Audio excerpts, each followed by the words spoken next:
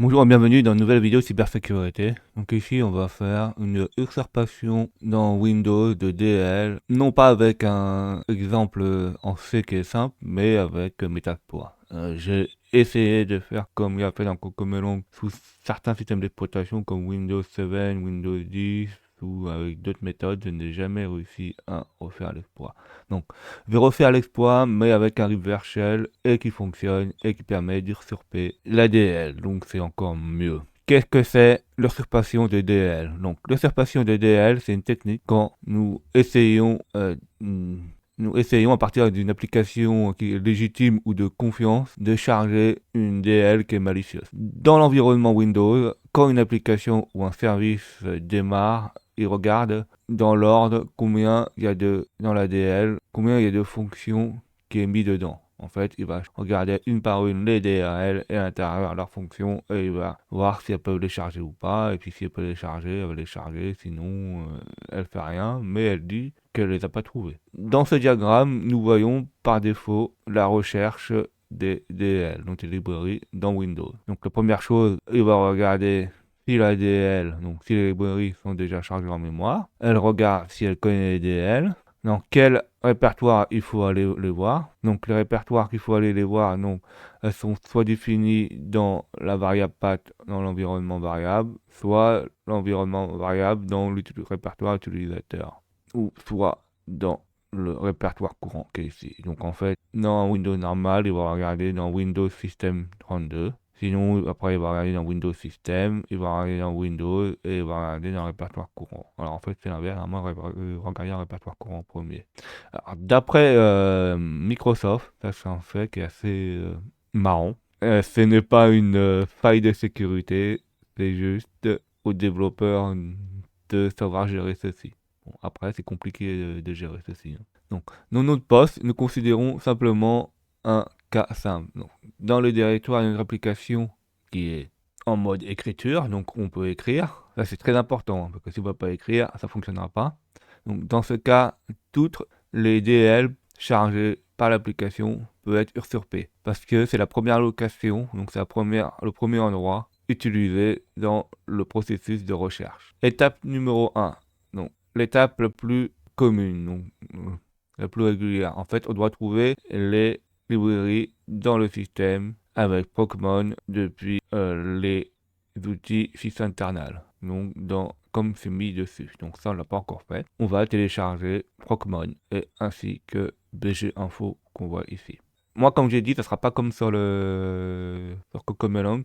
Et en plus, comme BG Info qui est ici n'est plus la même version, on n'a plus les mêmes vulnérabilités. Regardons le lien qui est là. Donc, on va copier le lien. C'est ici qu'on va télécharger, copier. On va faire nos laboratoires, les navigateurs, Alors là, on va télécharger Process Monitor. Donc, on scrolle vers le bas et on fait Download Process Monitor. Là, elle nous le télécharge en fichier zip, hein. Donc, on clique sur le petit dossier là et on voit qu'on a un Process Monitor. On peut décompresser le premier, par exemple. Pas important, on le met sur le bureau. Et après, il faut télécharger BG Info.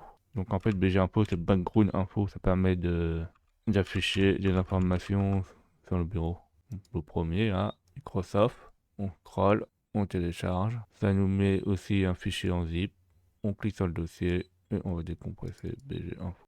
Donc, on prend le premier et on met là. Donc il faut toujours configurer Procmon avant BG Info pour qu'il puisse voir le processus, hein. On ouvre Procmon. Et là, on va pouvoir trier notre processus. Qu'est-ce qui nous intéresse? On clique sur le petit entonnoir bleu. Et là, on va rajouter ce qui nous intéresse. Donc, le processus. Donc, process name. Donc, est. Donc, il faut savoir son nom. Donc, nous, on sait qu'il s'appelle bginfo.exe. C'est le nom de l'exécutable qui est là. On rajoute en faisant add. Après, on doit rajouter ce qui nous intéresse. Donc, nous, c'est les DL. Donc, dans le chemin. Donc en anglais c'est pass. Donc c'est à la fin. Donc on marque on with.dl, on rajoute. Et dans résulte, quand il ne trouve pas l'ADL, il marque en majuscule name not phone. On peut vérifier, hein. Là il y a marqué name not phone. On rajoute, on applique, on fait OK. Et donc là, il n'y a rien parce qu'on n'a pas encore lancé Proxmon. Donc, on lance BG Info.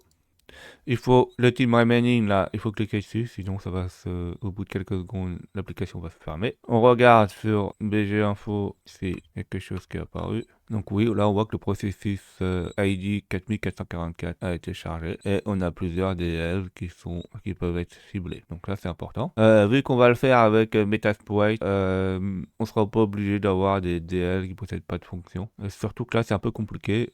Ça a été corrigé sur cette dernière version, donc il y a très peu de DL qui n'ont pas de fonction. Par exemple, il y a OLA CCRC qui n'a pas de fonction, mais elle n'est pas chargée tout le temps en fait. Ou elle est chargée mais à une certaine condition très particulière. Donc là, on voit que ça fonctionne. Donc là, nous dit, ceci nous permettra d'identifier toutes les DL, les applications qui essayent de charger sur le chemin en cours, que l'application est en train de regarder toutes les DL qui sont manquantes. Donc, en fait, il va regarder dans le répertoire courant, et si dans le répertoire courant où elle est, il n'y a pas, elle marquera manquante. Ça, on le voit bien, hein. Si on regarde le chemin, donc sur notre application, on voit bien, là, il y a marqué desktop.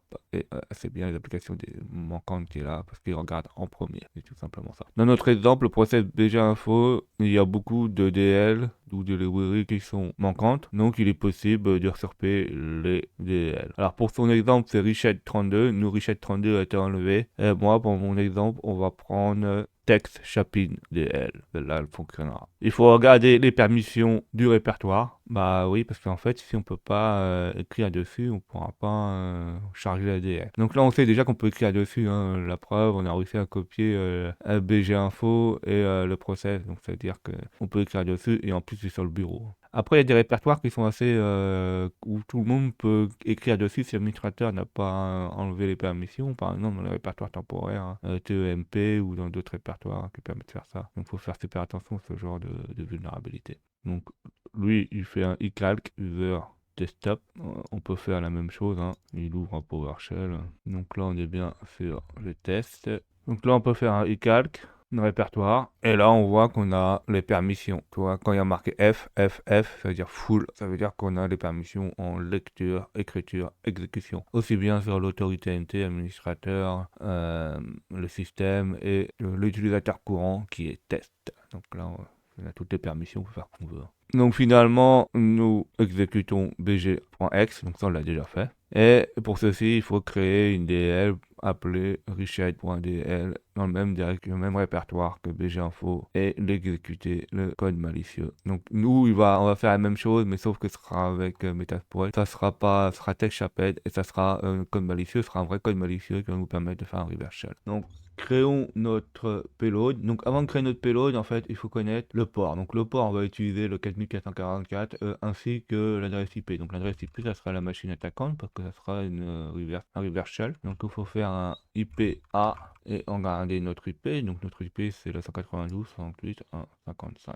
Toujours le même IP. Ça, faut bien mémoriser. Soit vous le mettez dans le bloc-notes, soit si c'est juste une adresse IP, vous le mémorisez de tête. Alors, on va utiliser MS Venom pour faire notre propre DL. Donc P, donc là P c'est pour dire quel type d'exploit. Donc on va mettre un truc de type méterpréteur. Donc avec MetaExploit, on pourra avoir une console, un cas reverse shell avec des options en plus. Et qu'on veut, c'est un reverse shell, donc reverse en TCP. Donc on peut faire soit UDP, soit TCP. Choisissez comme vous voulez. Le Lhost, donc ça c'est l'adresse IP de l'attaquant. Donc 192.168.1.55. Le port, donc j'avais bien dit, hein, le port c'est 4444, vous pouvez mettre n'importe quel port du moment qu'il soit situé entre 1 et 65535 et qu'il soit pas déjà pris. Après, il faut faire gaffe à certains numéros de port, hein. On pourrait peut-être avoir des problèmes de droit aussi, donc ça c'est à voir. Voilà. Alors le type de fichier qu'on veut, le compiler ou la source, nous on veut un fichier DL, donc DL. Et alors le nom qu'on veut, nous c'est text.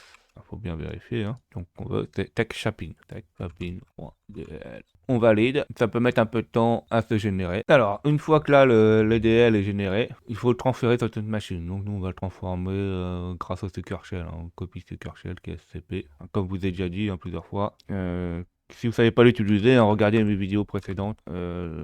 J'ai assez d'exemples pour vous expliquer comment ça fonctionne. Donc là, il faut mettre le nom utilisateur de la machine qu'on veut se connecter. Donc c'est parrot. L'adresse IP 192.168.1.55. Le fichier où il se trouve. Donc il se trouve dans home parrot coco melon dl et Jakin. Et le nom du fichier qui s'appelle tech. Alors, faire gaffe sur Linux, c'est sensible à la casse. Il y a la différence entre minuscule et majuscule. Pas comme sur Windows. Et là, il faut le répertoire Windows. Donc là, on est au user. Le user s'appelle test, desktop, coco, melon, Jakin, texte. On va mettre là. Alors, une fois que c'est fait, on fait entrer. Il nous demande le mot de passe, utilisateur de la machine d'attente. Et là, il est transféré. Donc là, c'est bien, on a transféré notre DL. Donc, qu'est-ce qu'il faut faire? Là, il faut le copier dans le même endroit où on va exécuter notre programme. On va usurper la DL. Donc, en fait, ici, lui, là, il se trouve sur le bureau.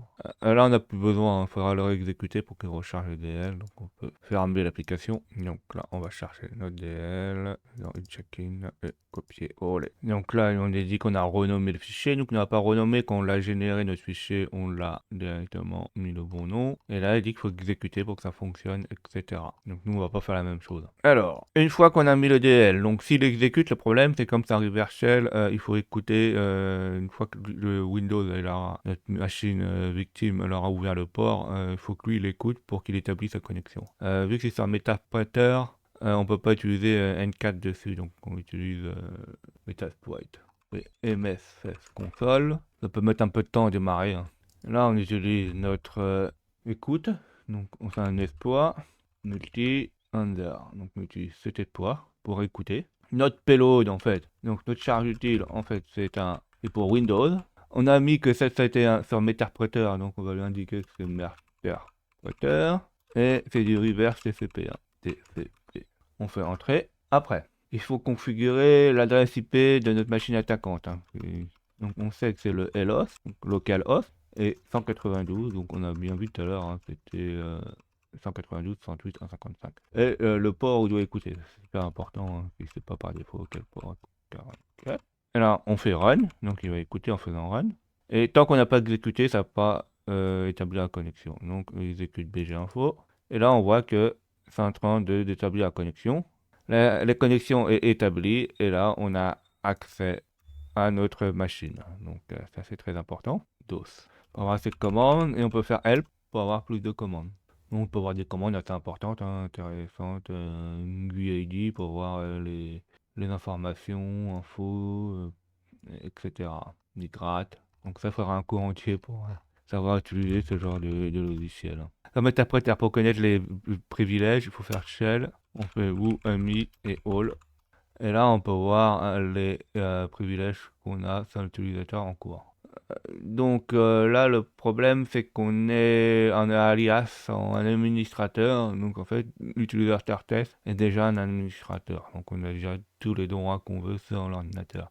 Après, on peut pouvoir faire de l'évaluation de privilèges, par exemple en créant un groupe utilisateur privilège si le DL possède ces privilèges. Donc voilà, donc là on a réussi à faire un reverse shell. Donc on va voir quelque chose d'avant. Donc ils disent comment on peut résoudre ce problème. Alors peut-être la manière la plus simple de résoudre ceci est de faire ces étapes. Donc il faut être sûr que toutes les applications qui sont installées dans les répertoires protégés, programme file x86. Alors ça, il faut faire super gaffe. Certains programmes, ils veulent utiliser leur propre DL, donc ils le foutent dans leur propre répertoire et pas forcément dedans. Si le logiciel ne peut pas être installé dans cette location, la première chose facile à faire est de s'assurer que seulement les utilisateurs administrateurs peuvent créer ou écrire les permissions dans le répertoire où s'est installé le logiciel pour prévenir un attaqueur de déployer des DL malicieuses et d'effectuer cette exploitation. En fait, donc, il peut avoir le privilège d'escalation. Donc là, il propose comment faire un privilège et escalader cette chose. Donc nous, on n'a pas besoin de le faire, on a déjà un reverse shell. Et la seule chose qu'il fait, là, il fait un CMD. Donc il ouvre une console. Il fait un net local group, administrateur user. Donc en fait, il crée un nouveau utilisateur qui a les droits administrateurs. Donc il recrée une DL, mais nous, avec déjà ça, on n'a pas besoin de le faire. Donc ils disent que l'expression DL peut être utilisée pour exécuter du code. Bon oui, c'est ce qu'on fait depuis le début, hein. Il peut aussi utiliser pour gagner une persistance et une escalation de privilèges. Donc une persistance, ça veut dire que on peut rajouter du code du fait que par exemple l'utilisateur qu'on va déconnecter ou redémarrer l'ordinateur, on a encore accès à l'ordinateur. Quand il va redémarrer l'ordinateur, évidemment, que ce sera allumé. Et privilège escalation, ça veut dire qu'on aura des plus grands privilèges. Par exemple, un utilisateur commun, on va réussir à avoir les privilèges pour être administrateur ou pas forcément administrateur, mais un utilisateur avec plus de privilèges. Nous pouvons utiliser un processus qui fonctionne ou qui fonctionnera avec les autres privilèges, donc horizontal ou latéral mouvement. Donc horizontal mouvement, ça veut dire le même type de privilège dont il manque une DL. Alors là, je pense qu'il s'est planté. Parce que généralement, on dit horizontal et vertical mouvement. Vertical mouvement, c'est pour avoir des plus hauts privilèges. Nous avons la permission d'écrire sur tous les répertoires où la DL, donc la librairie, peut être recherchée. Probablement un répertoire exécutable ou tout autre répertoire à l'intérieur du système. Donc il remplace le code, etc., etc. Là, on a une petite conclusion. La conclusion, il met que dans tous les cas, ceci peut être un problème. Dans la plupart des cas, les DL qu'on compile, qu'on doit exporter, utilisent des multiples fonctions. Bah oui, en fait, quand il y a ça là, on peut avoir des multiples fonctions. Et les fonctions doivent être chargées par le processus victime. Mais si cette fonction n'existe pas, en plus, le problème, c'est que la fonction elle possède sa propre adresse et des fois son propre nom. Le fichier binaire ne pourra pas la charger et l'exploit ne va pas fonctionner. Donc, compiler une version custom DDL peut être un challenge. Bah oui, parce qu'en fait, il faut recréer toutes les fonctions, pas complètement, mais au moins les appels fonctions. En faire un espèce de reverse engineering et ça peut être long. Et en plus, certaines fonctions, on va faire des appels de certains appels dedans. Si ça plante à l'intérieur, ben, ça va pas fonctionner.